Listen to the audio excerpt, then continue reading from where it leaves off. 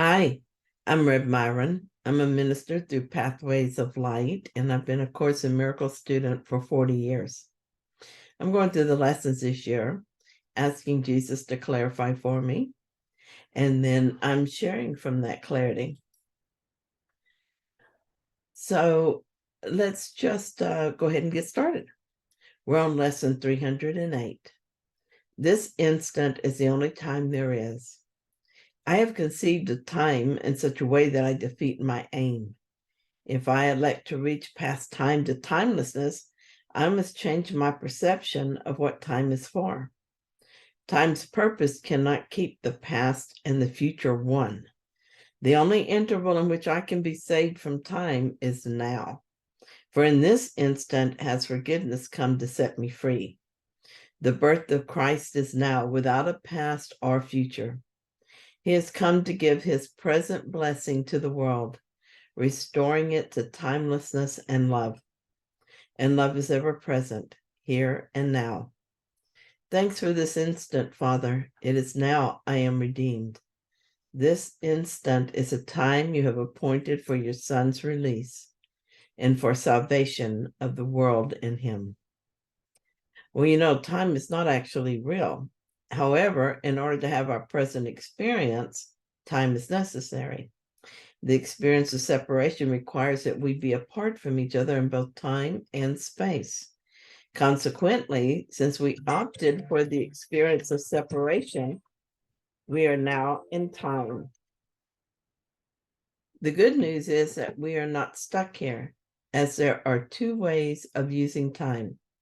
However, when we are lost in our experience, we see only one way. That is, we use time to go deeper into the illusion. First, let's look at how we use time to stay in time. We do this as we avoid the present moment by thinking of the past or the future. We cannot be in the past and also be in the present. It may seem that we can do this because the body appears to be in the present. However, the body is not who or where we are. We are spirit, and through the use of mind, seem to be wherever we place our attention.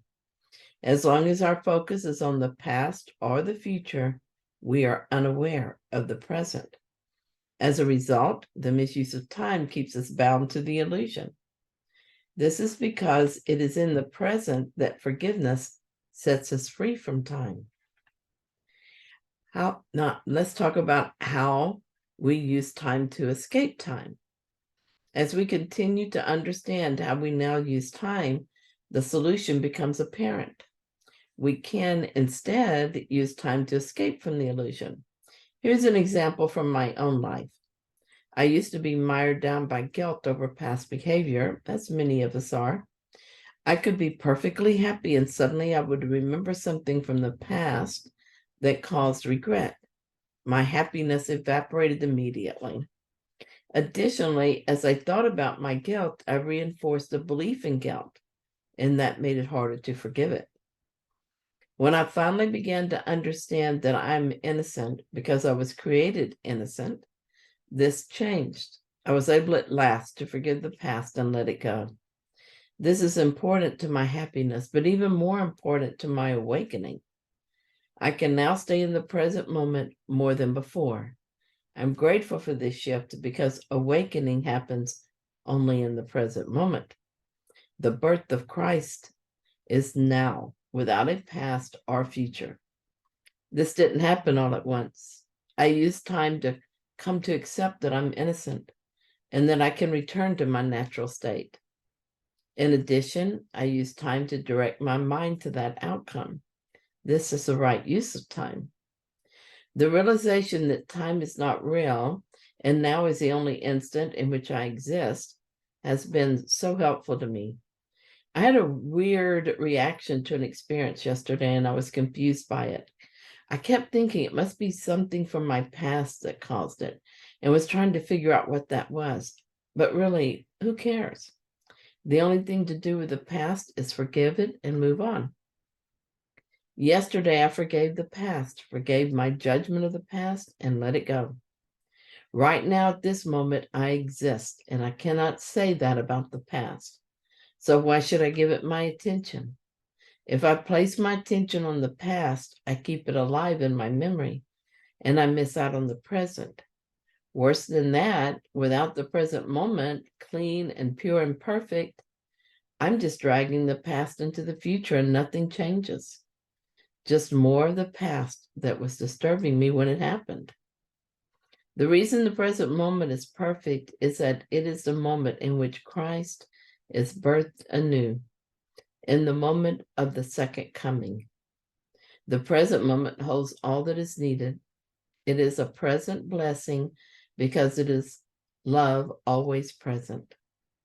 Where can we find peace? In the present moment and nowhere else. Where can we find happiness? Only in the present moment. Even if a memory is of something pleasant, it is not happiness, only the memory of happiness. Thanks for this miraculous, wonderful moment, Father. Here's what Regina said about this. That is an extraordinary sentence. All minds are given to the hands of Christ to be returned to spirit in the name of true creation and the will of God. Please take time to contemplate this sentence today. What clarity comes to you as you contemplate this beautiful symphony of words? Be sure to write your clarity down so you can return to it if it's forgotten later in the day. And my thoughts about it, the thoughts that come to me are that the minds are purified at the hands of Christ, and from there, return to God, where creation continues. This is all minds, so no mind is left behind. This is done because it is the will of God that it is so, and there is no other will. So here's something I wrote in 2016. I've experienced some success at staying in the now moment. I'm not consistently successful, but I'm much better at it. When I'm in the past or the future, I notice more quickly, and I usually have no trouble bringing myself out of it because that is my true desire. I noticed this happening just a few minutes ago.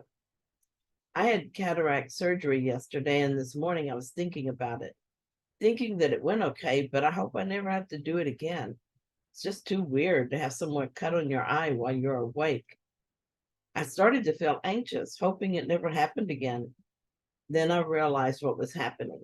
I was in the past, reliving it, and then I was in the future, imagining how bad it would be if I had to repeat it. I had been at peace, but then after these thoughts, I was not peaceful.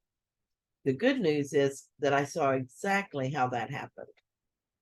Well, first of all, the surgery was painless, and there was nothing to be upset about except my thoughts. And then I compounded the error by reliving it over and over in my mind and imagining it as my future. When I saw what I was doing and stopped, I was living in only this now present moment, and I was happy. As long as I stay in this moment, I am in eternity. It can be back in time only if I put myself there by focusing on a past or a future. I have learned to see this happen and understand how it happened. Every time I'm unhappy, I've given up eternity to return to time. I really want to stop doing that. I want to stay in the eternal moment.